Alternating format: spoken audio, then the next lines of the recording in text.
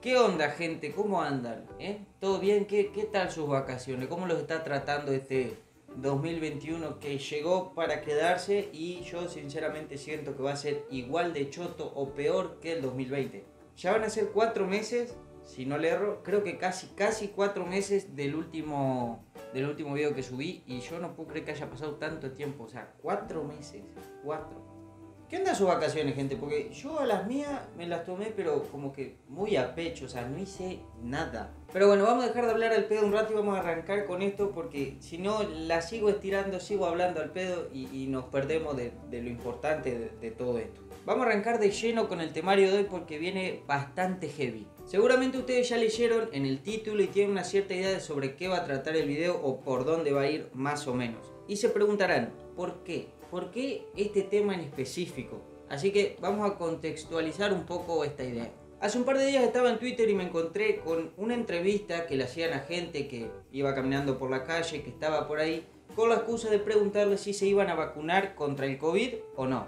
Y obviamente de este tema surgieron muchísimas opiniones. Había gente que decía que sí, sin dudarlo. Había gente que tenía sus dudas ahí, no sabía si sí o si no, que lo iba a pensar más, que iba a esperar un tiempo, cosas así. Había gente que directamente te decía no, ni en pedo. Y bueno, eso es normal, hasta ahí va todo bien, porque cada uno tiene el derecho de decidir si vacunarse o no. Eso no fue lo que me llamó realmente la atención. Pero bueno, la cuestión es que en un momento de la entrevista se encuentran con una señora a la que le hacen la pregunta, ¿no? De si se vacunaría o no contra el COVID.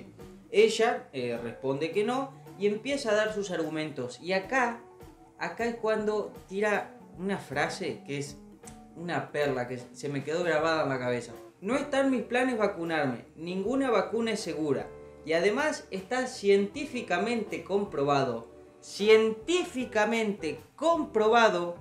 que las vacunas producen autismo. Y les juro que en ese momento fue cuando yo me agarré la cabeza y dije, ¿cómo puede ser legal siquiera decir eso? Es más, no sé si se han dado cuenta, pero últimamente está muy de moda tirar esa, ¿viste? Cuando estás discutiendo con alguien o siquiera hablando, tirarla de no, porque está científicamente comprobado, porque un neurobiólogo astronauta vegano en la Universidad de Monte Chingolo dijo que no me tires la fácil.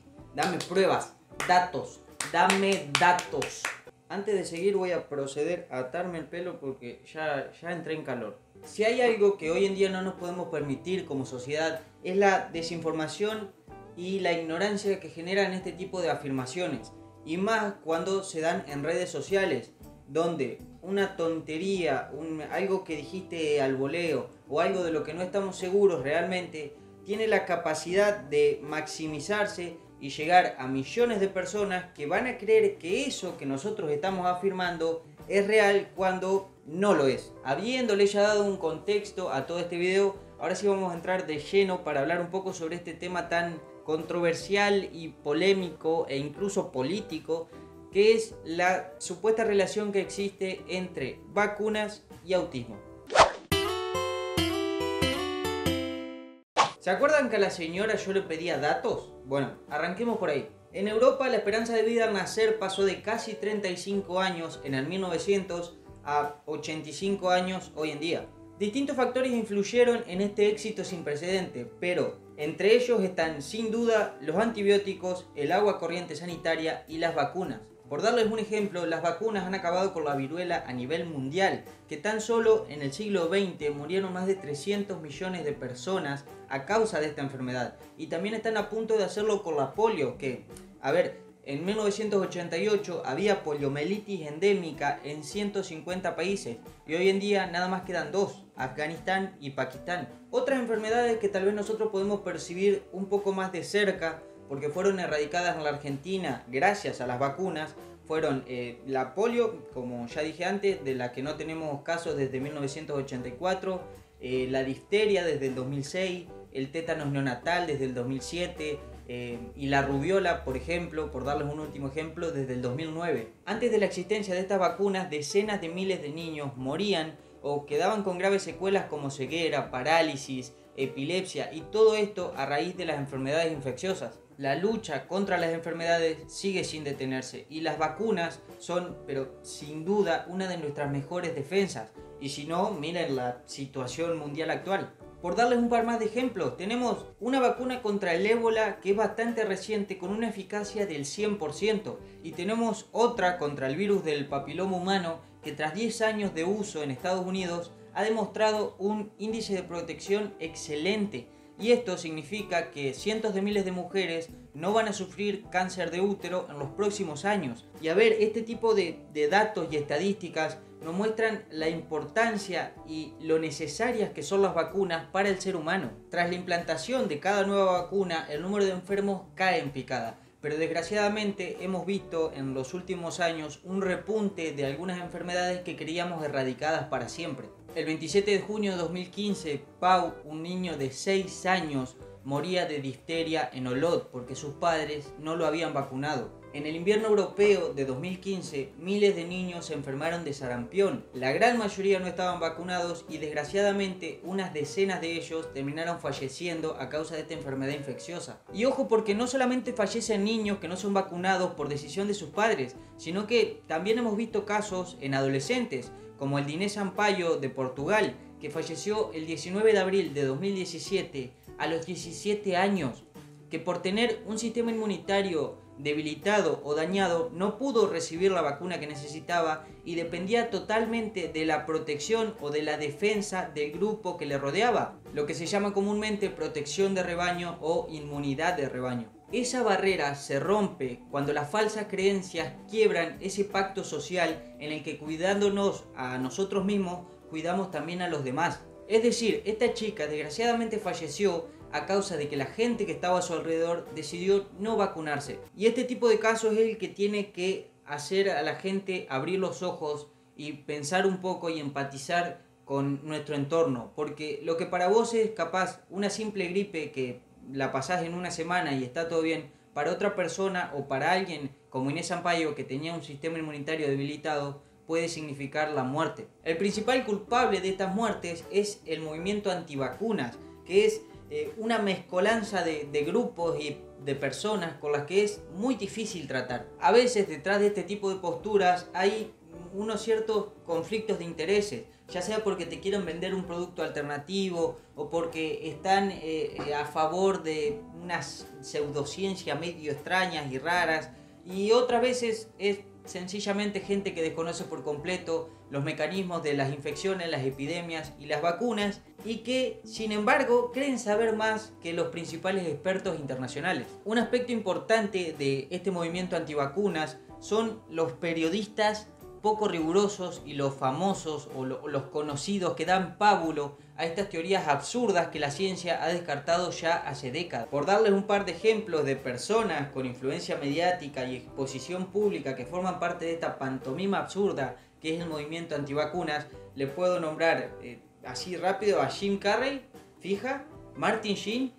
y cómo no, al estandarte de batalla de todas estas personas que es el señor Donald Trump. The other day, 2 years old, 2.5 years old, a beautiful child, went to have the vaccine and came back and a week later got a tremendous fever, got very, very sick, now is autistic. Lo curioso y lo que me llama la atención es que hablen con tanta soltura de temas que realmente desconocen y que no sean capaces de preguntar o de informarse con personas que realmente entiendan del tema. O incluso peor, sabiendo que están metiendo la pata, como es el caso de Donald Trump, que tenía un equipo de profesionales extraordinario detrás que le estaba diciendo constantemente, che, estás afirmando cosas que son erróneas, y sin embargo agarren todo ese conocimiento que tienen en la palma de la mano y se lo pasen bien por el orto. Y frente a todo este problema, ¿qué más podemos hacer sino seguir contando, explicando y combatiendo la desinformación? Hablemos, por tanto, de cómo surgió esta errónea asociación entre vacunas y autismo, y van a ver que la historia es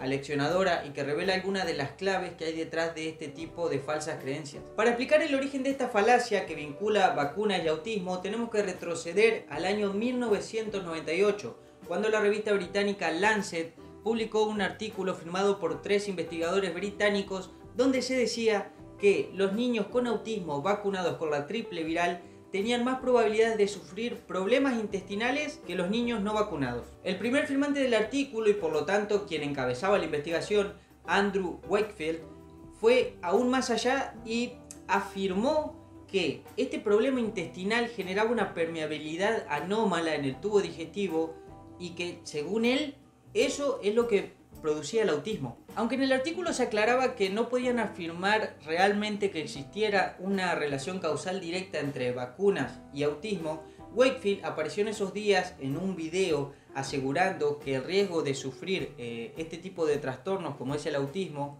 estaba ligado al uso de vacunas múltiples. Entonces él recomendó que se suspendiera la aplicación de la triple viral y que en cambio se sustituyera por vacunas únicas que debían ser aplicadas sucesivamente. La reacción al artículo fue inmediata.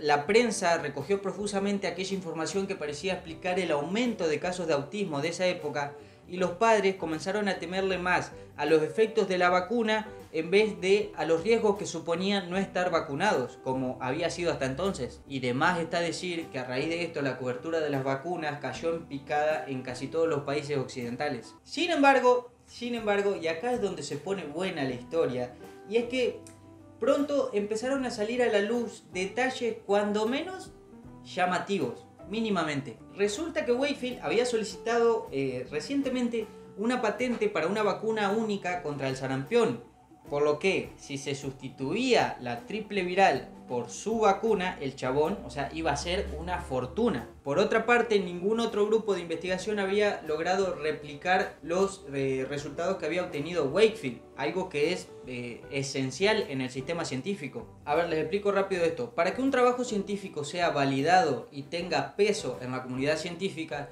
tiene que ser revisado por pares. Yo hago una investigación con tal metodología y obtengo tales resultados. Esa investigación la publico en un artículo científico, puede ser una revista o puedo formular un paper y subirlo a internet o lo que sea. Y ahí lo que hacen mis colegas es verificarlo, ver si el trabajo que yo hice está bien o mal. Una de las características fundamentales de una investigación científica, o más bien de un artículo científico, es que tiene que tener la capacidad de la reproducibilidad.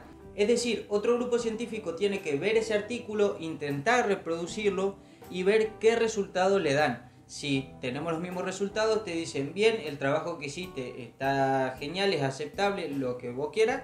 Y si no, te dicen, che, mirá, lo que estás haciendo está mal por tal y tal cosa, nos da estos resultados que no son los mismos que te dieron a vos. Resumidamente es algo así, no es así, pero como para que entiendan. Y la cuestión de todo esto es que esos resultados rarísimos que le habían salido a Wakefield, nadie más los pudo conseguir. Gente, acá hago un paréntesis porque todo esto que van a ver a partir de ahora está siendo grabado en días distintos, porque ayer mientras estaba grabando se me cortó la filmación todo, así que bueno, hay que retomar por donde me había quedado ayer. Bueno, resulta que después de que Wakefield publicara esos resultados que únicamente le habían salido a él, apareció un periodista llamado Brian Deer que habló con los padres de los niños que habían sido incluidos en la investigación. Revisó con su consentimiento los registros médicos y encontró falsificaciones en los datos del estudio. El siguiente paso en esta escalera de infamia fue cuando el periodista averiguó que un abogado especializado en litigar contra las compañías farmacéuticas le había pagado a Wakefield 435.000 libras para desarrollar argumentos en contra de las vacunas. Y por si esto fuese poco, cuando revisores independientes, esta vez científicos, comprobaron los datos de los 12 niños incluidos en el estudio, descubrieron que las supuestas evidencias contenían mentiras, errores e información fraudulenta. Salió también a la luz que el abogado estaba pleiteando contra los fabricantes de la vacuna triple viral y que parte de las familias de esos niños eran sus clientes. Es decir, los niños incluidos en el estudio no habían sido elegidos al azar, algo que es fundamental en cualquier estudio clínico. Al conocer estos datos, 10 de los 13 investigadores que firmaban el artículo en The Lancet se retractaron declarando que habían sido engañados. Finalmente, en 2010, la propia revista hizo una investigación exhaustiva. Encontraron conflictos ocultos de intereses, fraude y malas prácticas, y decidieron retirar el artículo. Y esta es una de las actuaciones más graves y contundentes que se puede realizar en contra de una publicación científica, porque ya no es que el artículo sea o no sea discutible, es que directamente se convierte en basura que va al tacho. Luego de eso, el Consejo Médico General del Reino Unido le quitó su licencia a Wakefield, citando expresamente el desprecio por la salud de los niños en su investigación. El veredicto final fue concluyente y hoy en día la comunidad científica considera a Wakefield un sinvergüenza, un estafador, un tipo despreciable, que llegó a sacarle sangre a los niños que iban a los cumpleaños de sus hijos sin el permiso de sus padres y sin la aprobación obligatoria de un comité ético. A ver, la ciencia no es perfecta, pero siempre está dispuesta a corregir sus imperfecciones y debe aportar el máximo rigor y la máxima transparencia. Y Wakefield es todo lo contrario a eso. A día de hoy, y siendo conscientes de que todavía nos queda mucho por descubrir, todo parece apuntar a que el origen del autismo tiene una base genética.